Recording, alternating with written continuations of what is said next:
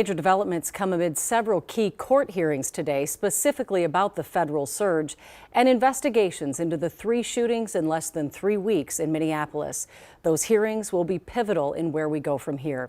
We begin our team coverage with Lou Raguse, who was in the courtroom for a hearing in one case seeking to end the federal immigration enforcement operation in Minnesota. Lou? Julie, if Judge Kate Menendez issues a temporary restraining order or a preliminary injunction in this case, it would stop or pause Operation Metro Surge while the lawsuit progresses. Today, she heard arguments in what is described as uncharted legal territory.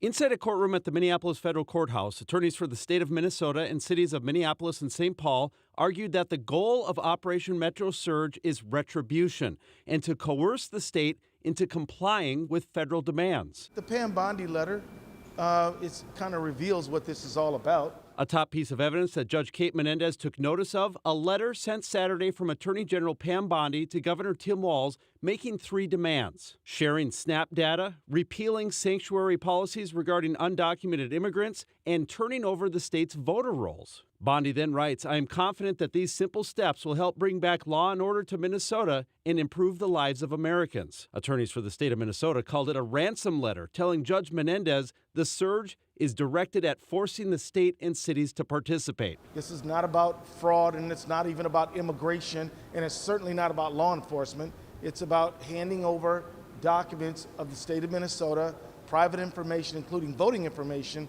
to the federal government. That's what this is about. Additionally, they point to a social media post by President Donald Trump that says the day of reckoning and retribution is coming.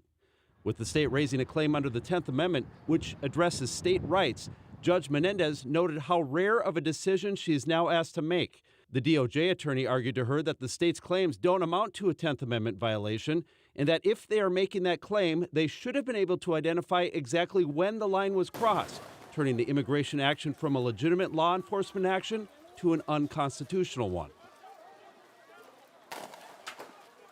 Now, this afternoon, Judge Menendez told the party she wants additional written arguments from them. She's giving them until 6 p.m. Wednesday, so presumably there will be no decision until after that, Julie. Certainly uncharted territory. But if, let's just say, the judge rules that she's going to put a stay in, they're going to have to stop operations, could that go into effect immediately?